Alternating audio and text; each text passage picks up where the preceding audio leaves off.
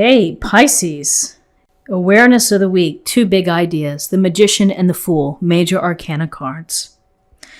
All leading in the direction of something new for you, of using your skills and your abilities and the talents that you have, that the universe has blessed you with, in order to bring into the reality something exciting, something new into your life. The Fool is about taking that leap of faith, getting ready to walk off that cliff, but so be it. I'm ready to do so. I'm ready to have the feeling of excitement and of life coming for me so that I can experience life to its fullest, so I can smile, laugh, cry, whatever it may be. We do that by having new projects, new opportunities, new plans, and new journeys. So the Fool is the faith in yourself to take this leap of faith, to chart a new course, to have a new path, a new journey. The Magician is the magic in your hands to make it happen, to blend and to use the alchemy of all the talents that you have, all the tools that are at your own disposal, your education, your experience, your laughter, whatever it may be, how you think. And here you can create and you can build the life that you're hoping to build. You just have to act on it. You can't sit by passively. This is about action. It's about creation and manifesting, taking the leap of faith, and then continuing down that journey. Here's the joy of the idea, the innocence of the idea, taking the leap of faith, maybe blindly perhaps, but it's still, you're trusting your heart. And then here is putting it all together as you set off, as you start this journey. Wow. So in terms of guidance, we have two powerful kings.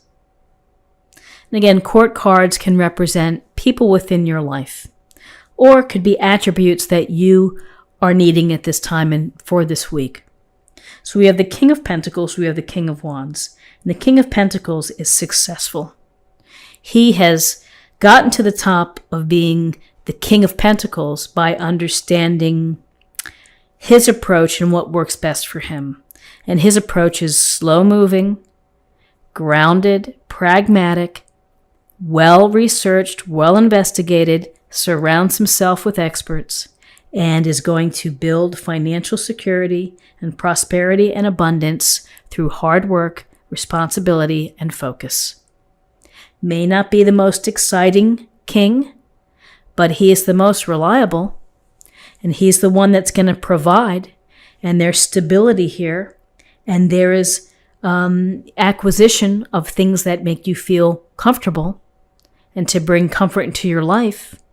So if you're seeking a certain lifestyle, the approach of this King of Pentacles may be very helpful, which is work your plan, have your plan, make sure it's vetted, all these things, and then chip away at it. There is a sense here of this conservative, slow-moving energy. There's patience. Ultimately, you get to your reward. Ultimately, you get to be the king, but it takes a lot of time and energy and focus on your resources, which is the effort that you put into it. So success, comfort at home, acquiring, expertise when it comes to finances or home or property improvements.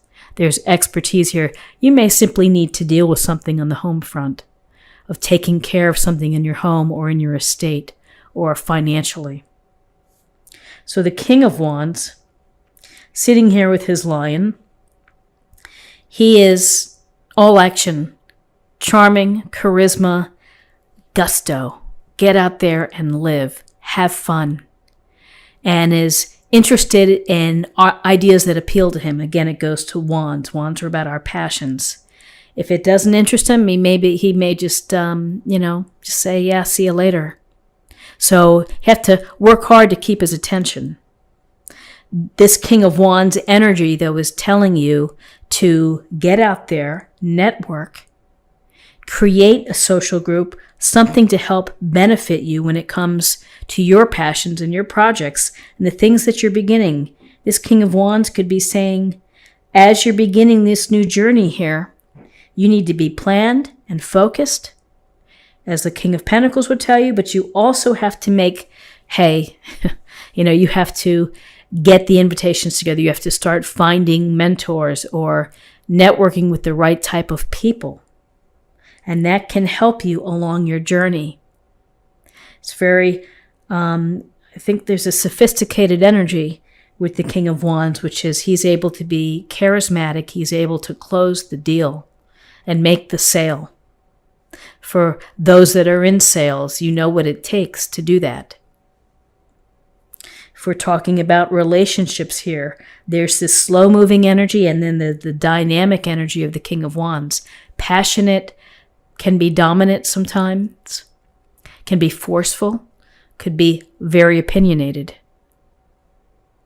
So use the attributes here. They're going to help you proceed. They're going to help you along your new journey, this new path that you're moving toward. So in terms of possible outcomes, here we have the Seven of Swords, and we have the Lovers, the major arcana. So the Seven of Swords, beware, buyer beware. Be mindful of who's in your environment. There may be someone who's shady. There may be someone who is trying to pull one over. There's someone who may be faking you out, trying to take advantage of you. On this journey and along the path, we're always going to meet people who are like this, who are less than honest, who are less than forthright, who may want something of yours and may want to take it from you. So you have to be, you have to have your eyes open, you have to be aware, and you have to try to marry what people say and what they do and make some sense of it. Doesn't mean you're not going to get ripped off or taken advantage of, because it happens to everybody. Some people are really more convincing than others. And then other times, you can see it coming. So it's this Seven of Swords, a card of trickery or deception, is here next to the Lovers. And the Lovers is about an important relationship for you that you're having, whether it's a romantic relationship or whether it is a deep friendship or a business relationship. This is something that you are learning about this person. You're getting to know them. You may be having to make decisions about whether there's a future here or not. Is this relationship going to turn into something more serious? If you're already married or committed, you still may be developing and learning more about your partner. And that's natural. It takes years to get to know someone. So, I would say, let's hope that if you're seeing someone, that there isn't going to be a truth revealed from the Seven of Swords here, or something that you learn, a lie or some type of deceptive behavior. Just be mindful of that. It doesn't mean that it, will tank a relationship. Everything depends on the circumstances. And so the most important thing is just to be mindful that sometimes people don't always have your best interests at heart. You have to take care of yourself. You have to rely on your smarts and your third eye and your abilities, all the abilities that you have. But this Lover's card, paying attention to your relationships, letting them develop, building them. You might have to make decisions whether or not they're going to be lasting or whether you're going to move on.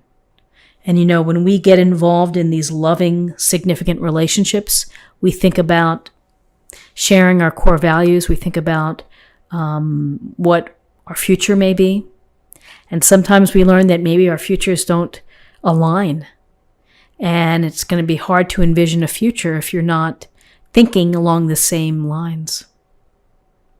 So just be careful here, this Seven of Swords energy. But other than this Seven of Swords, you have a very powerful spread with the Lovers, the Magician, and the Fool,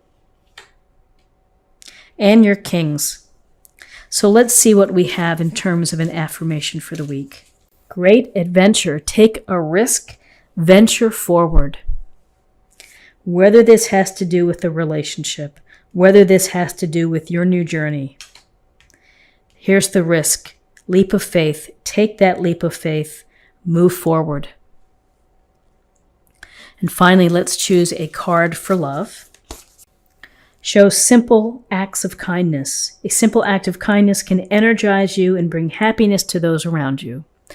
A thoughtful gesture, a compliment, proactively doing something unexpected for someone, just something small. People respond to kindness, and hopefully they'll respond with kindness themselves for someone else. The ripple effect.